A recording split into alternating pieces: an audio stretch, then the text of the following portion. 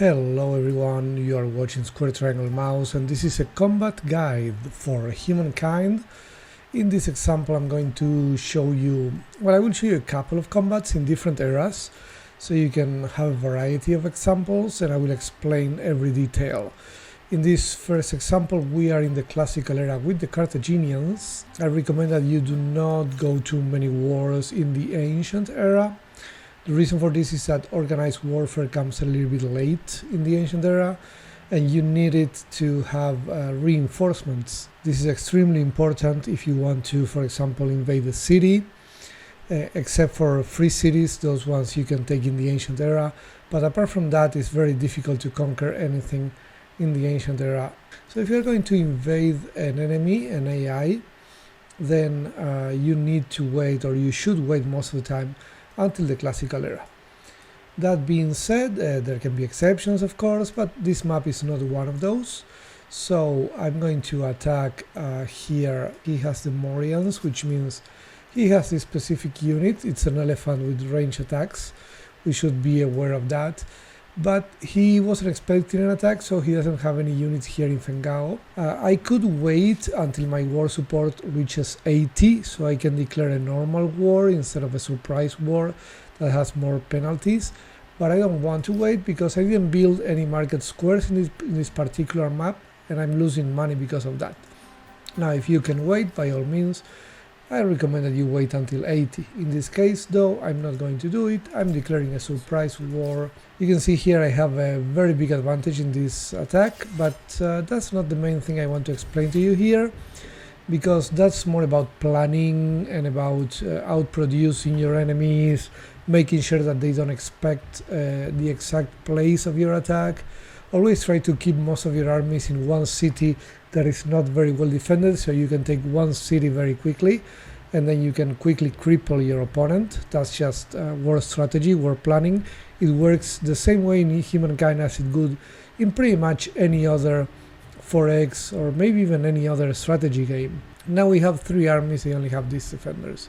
We're going to go to the manual battle.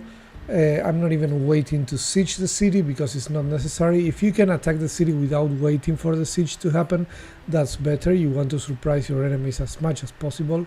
I was the Egyptian in the ancient era, that's why I have these. Otherwise it would be normal archers.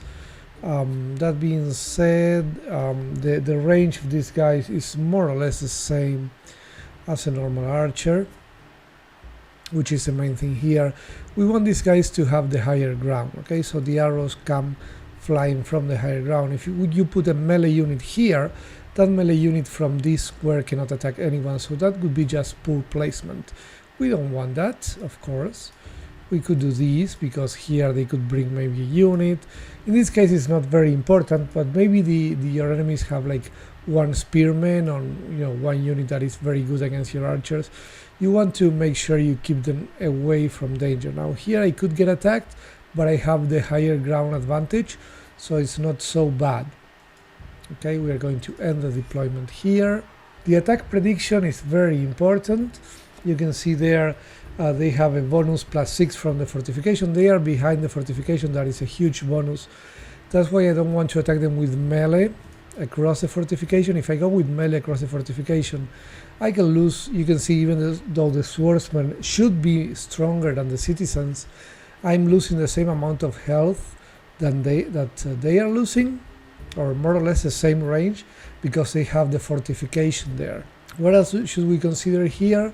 Well, building cover, of course, and 2 from defending because they didn't move the previous turn.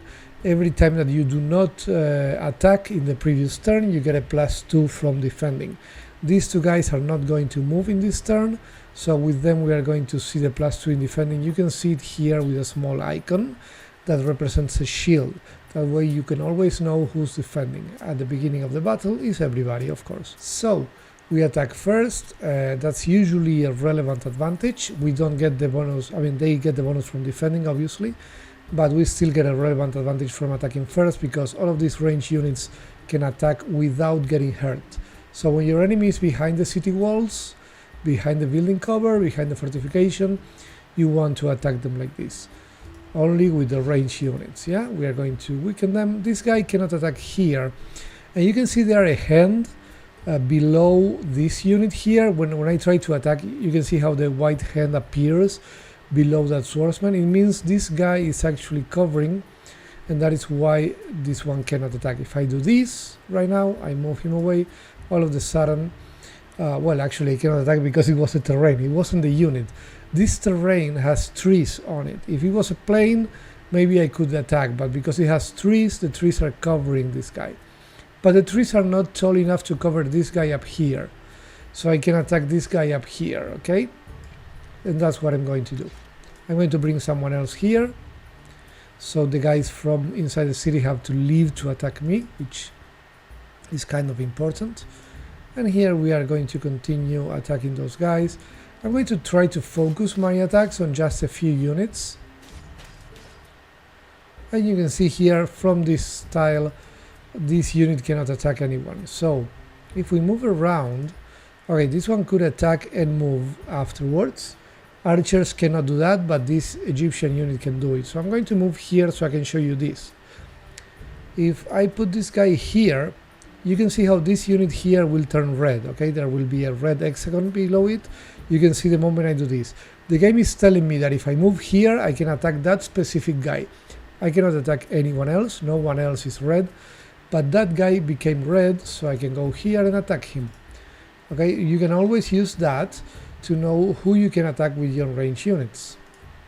Now this guy already attacked, so he will move away. I will put a melee unit here. This guy, okay, I think this guy could have attacked and I forgot about him. Let's see if that's true. You go here, you go there. Yeah, you can see when I put the mouse here, these two become red. That means that if I move this unit to this spot, I can still attack. I will attack this one that was already wounded. I'm trying to focus my attacks so I can kill as many units as quickly as possible. Okay, if you spread your attacks, you're not going to kill anyone. In this case, it's not a big deal because they are all melee. But if they were range units, and I'm going to show you an example of that in the next battle, but if they were melee, I would want to kill the melee as quickly as possible, the range units as quickly as possible, because the range enemy units can attack you without receiving any damage. So if you don't attack them, there is no way to kill them. You cannot kill them by defending, okay? So keep that in mind. I will show you more, as I said, in the next example.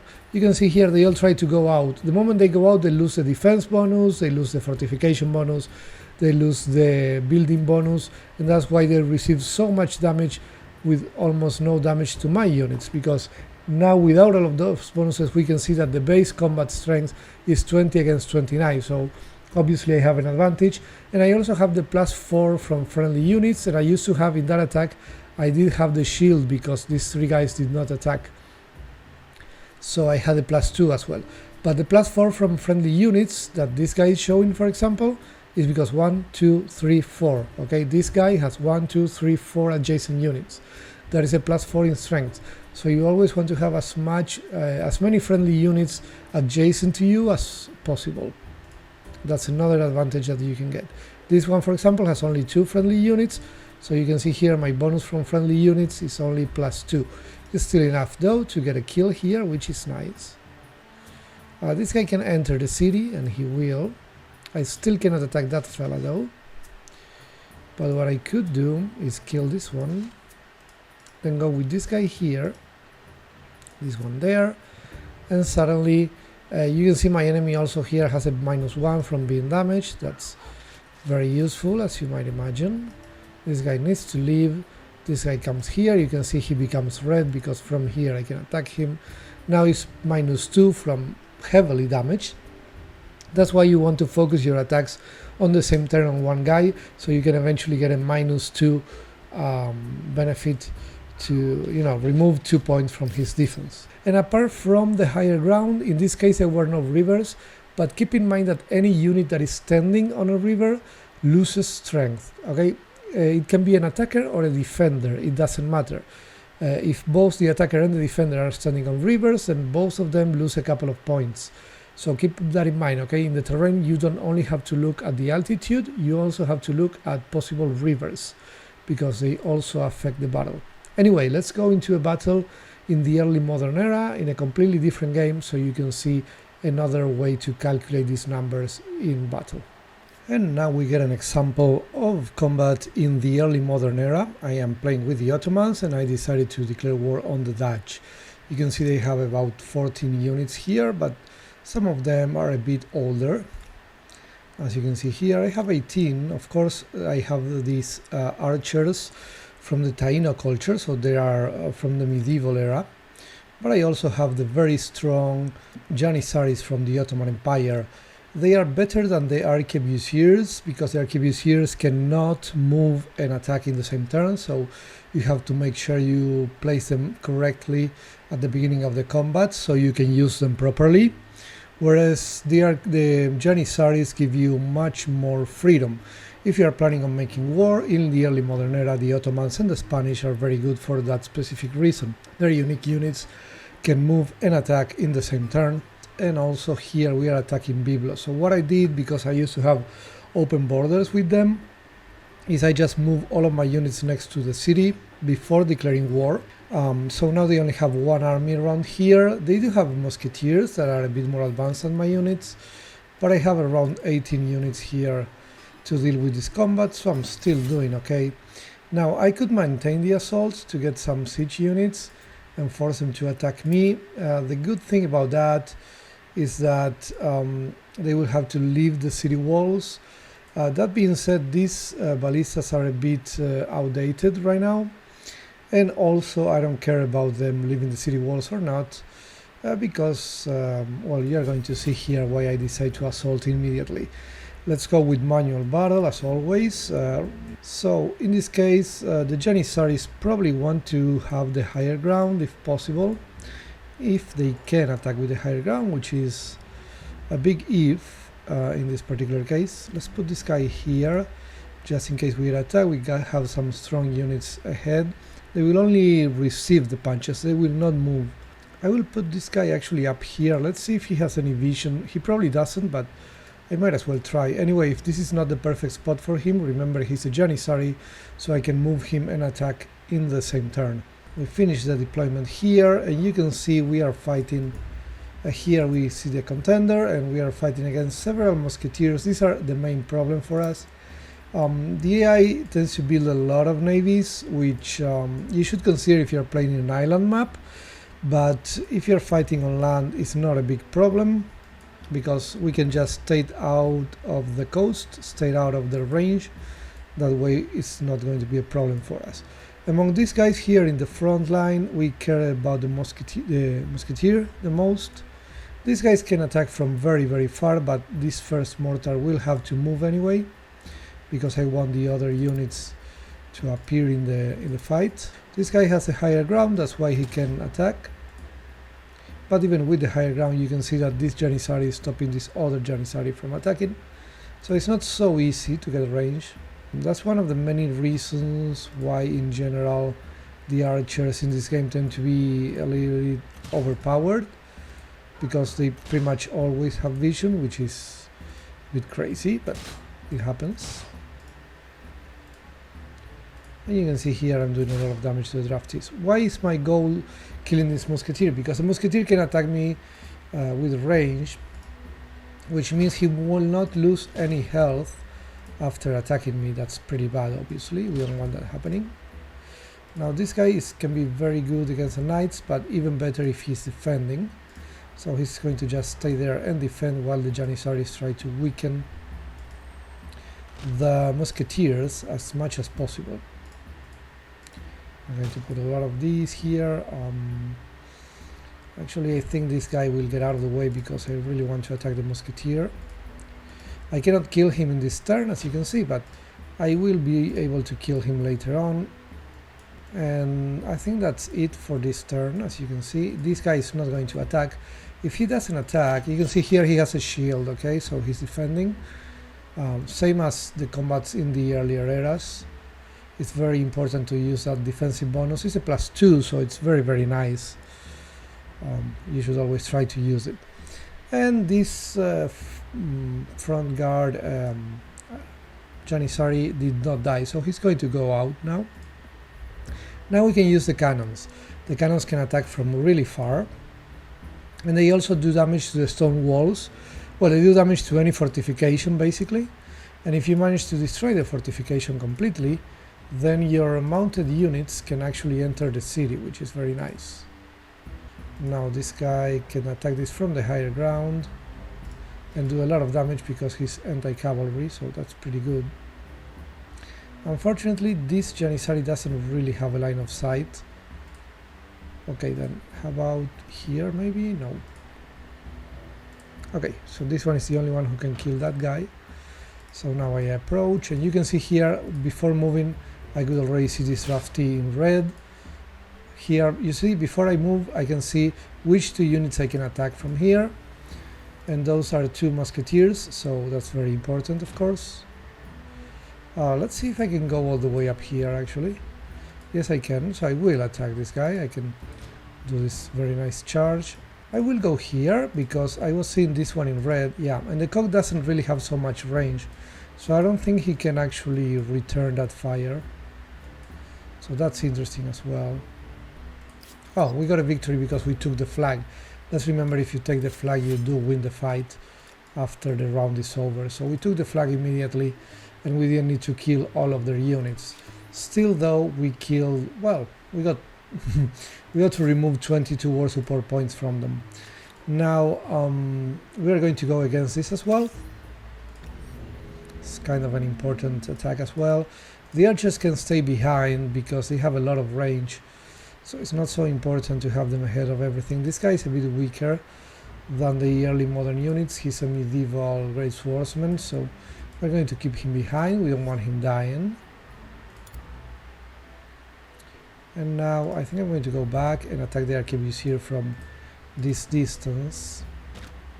And I'm thinking about actually letting them bring units so I can kill them, basically. Let this arquebusier leave with just a little bit of health and take advantage of that. Okay, surround those guys so they can bring a few more units if they want to. Now I'm going to wait. I'm going to let them use the support units. If I kill this guy immediately, there is no one else left in the battlefield for the enemy, and so I win the fight immediately. And they don't have time to do this, to bring all of these units. But in this particular fight, I actually want them to bring more units. That's why I let them do that. This guy will go up here, and now this guy needs to retreat, of course. He was about to die. He's very weak compared to these units, but from behind, those guys still have quite a lot of range. You can see here I'm distributing my units so I can wait a second, you can kill here, yeah, so I can take advantage of the higher ground as much as possible. Let's see if we can kill this halberdier, for example. Then we can maybe go here and attack the arquebusier, so the arquebusier cannot really attack me. You can see I'm putting all of my guys together. And once again, you can see +1 strength from friendly unit. And now we go up here and we continue to attack these guys from the higher ground always. Whenever it's possible, we use the higher ground, yeah? You can see here we still have +4 from the higher ground. So it's quite strong, sorry. And we let this guy leave, because if we let this guy leave, the battle is still going on and we are going to get more enemies from here. So that's good. And we kill 9 units instead of killing just 1, which could have been possible. But also we can attack again. And we can continue. Yeah, they run away, but if they run away, they lose another 5 from retreating. Actually, you know what? I can absolutely kill them. They didn't retreat that far, so I can attack again. And here I can do pretty much anything I want at this point. Let's try to move some guys over here, see if we can attack from that side. And maybe over here. Yep. From here you can see the archer can attack the archers. They tend to have a lot of range, so they are not super strong in this area anymore, but still the range is useful, so we might as well use them. And you can see now these guys can move here, the Janissaries use the higher ground and attack from there. Let's see again, we have +4 from the higher ground, and also the adjacent friendly unit gives us a +1, We can even do this first, and now from adjacent friendly units we get a +2. You can see it up there. Very interesting stuff. So we get more strength to make sure we kill the crossbowman.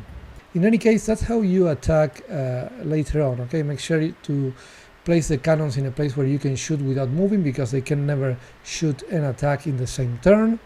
And if you're going for war in the early modern era, Ottomans and Spanish have a much better version of their arquebusiers, because they have units that can move and attack in the same turn, and that is very, very strong in this game. And to finish this video, I would like to leave you with the last little tip. You can put your units in opposite sides, and you can see here in the tooltip we have +4 from a rear attack. So that's a nice little advantage that you can get if you are surrounding an enemy, okay? A +4 from a rear attack. That's all for this video, by the way. I hope you like these combat tips. If you want to have videos explaining specific areas of the game, please let me know in the comments. And apart from that, please remember to hit the like button, subscribe to the channel, and thank you very much for watching.